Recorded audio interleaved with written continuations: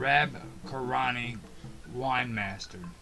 On analogy with the other food managers, the wine master must have been concerned with the acquisition, storage, and distribution of wine.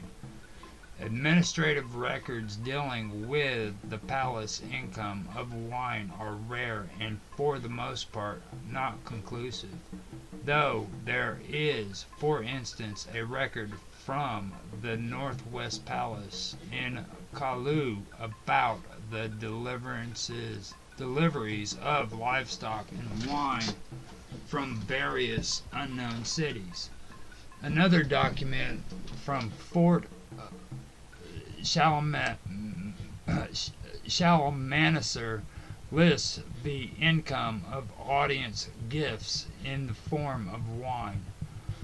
Also, in the letter of Babaleu Bal-Equisi and another man named Lost to the king Assurbanipal, a storage place for the wine that came in as audience gift in the 10th month, Kanunu, is requested.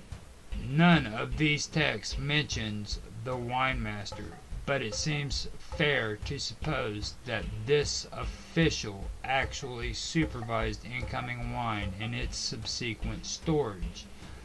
Also, although the list of wine allocations from Fort Shalmaneser did not give any clue as to the department or official managing and distribution of wine among the court society, the wine master is the most plausible candidate in this respect, not least because he occurs as a recipient of comparatively large amounts of wine in several of these lists.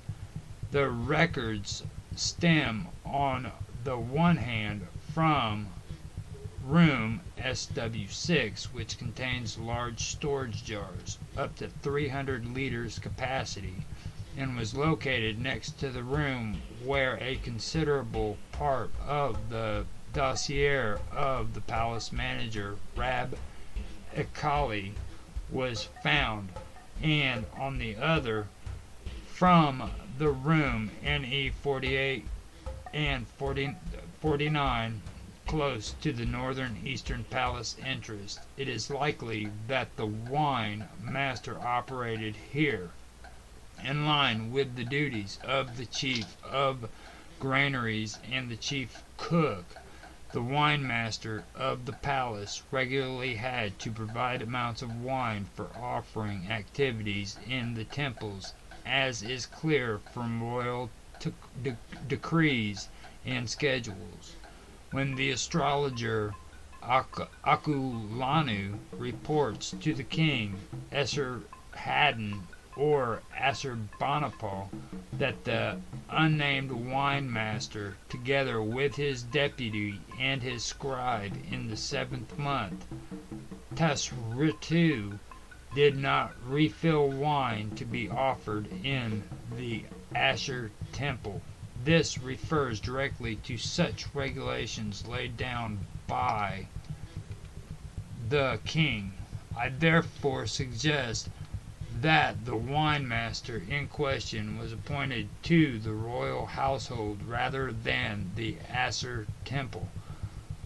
Also, the sum of 9 minas, 15 shekels of silver, meant for the regular offerings, Genu of Assur, and owed by Zaruti, wine master of the new house, and his deputy Ululeu,